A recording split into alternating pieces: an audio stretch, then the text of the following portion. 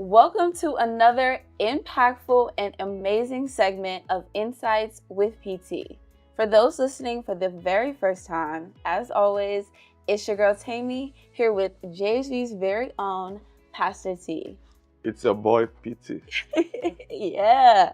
And we'll be discussing those gray areas when it comes to our faith and how we navigate them. So PT, you ready to dive in? Yeah, let's go. All right, let's go.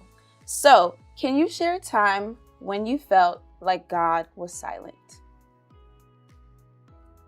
It's been a while now, because over the years, I've realized that God's timing is not the same thing as our own timing. Yeah.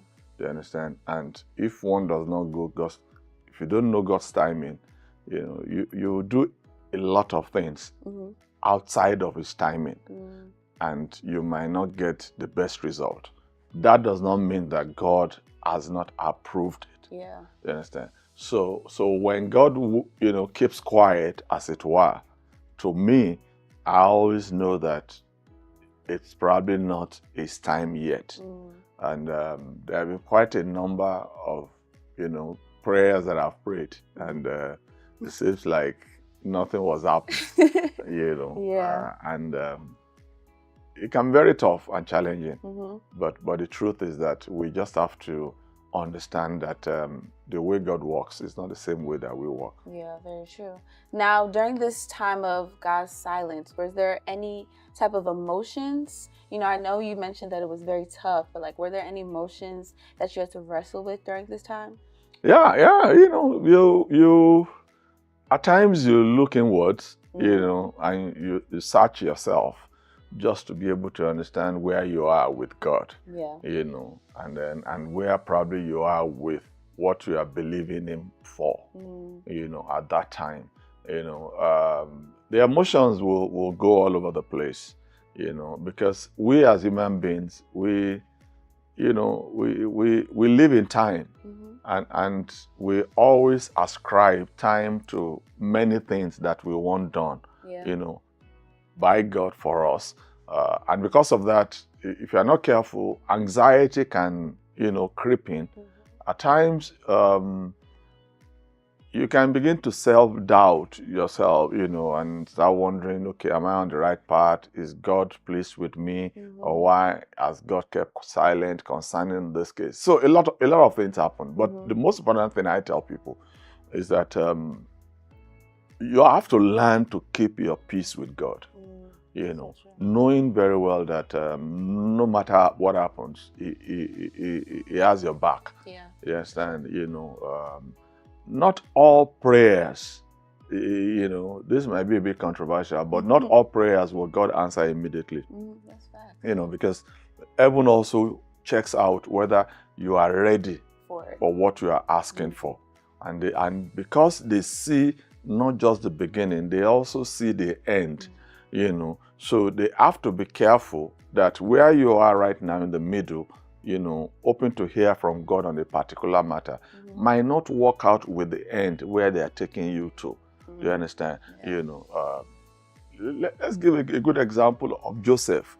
If Joseph had prayed that his brothers should not sell him out, you can imagine what would have happened. Number one, he would never have gone to Potiphar's house.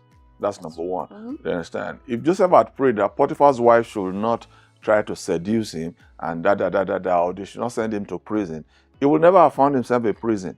It was in prison that he found somebody that spoke to the king, for the king to remember him. Now, all these are part of God's plan. But Joseph didn't see that. So at times, there are prayers that we are praying that if we see the end, it's more like we are trying to negate where God is taking us to. So what God does is that rather than say anything to you, everyone will just keep quiet. Right.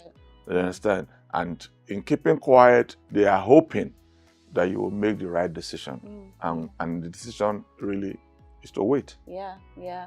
So then I guess, how did you find peace in this waiting time period as well too? How did you find peace? I think sometimes ago I preached, a message, what do you do while waiting? Mm. Do you understand? And part of the things that I said there is that you wait by faith. Do you understand? Faith does not disappoint. And that is why you can find peace while you are waiting. You're waiting on God. You can find peace there. I also said that when you wait, you must wait with expectation and hope. Do you understand? Abraham, the Bible says that he believed God against hope. Yeah. He believed God that was going to have that child. Yeah. So you need hope and you need expectation. So that peace comes from you expecting that God knows the best for you. When the scripture says something like, I know the thoughts that I have towards you. They are thoughts of peace and not of evil, to give you a hope and a future. This is where you find your peace, because you know that this God will not give you a serpent when you ask for bread. Yes, so he might not be saying anything right now, but eventually when he speaks or when he acts, it will be for your benefit. It will be for your benefit. To all the viewers, I hope you all locked in with us. We're listening, we're paying attention. Again, as always, if you have any topics, any themes, any questions that you want to be discussed right here on Insights with PT, go ahead and send them to the email address insightswithpt@jesushousebaltimore.org. It's been a pleasure. It's been a blessing. As always, it's your girl Tammy signing out with PT. We will catch you all next time. Bye. God bless.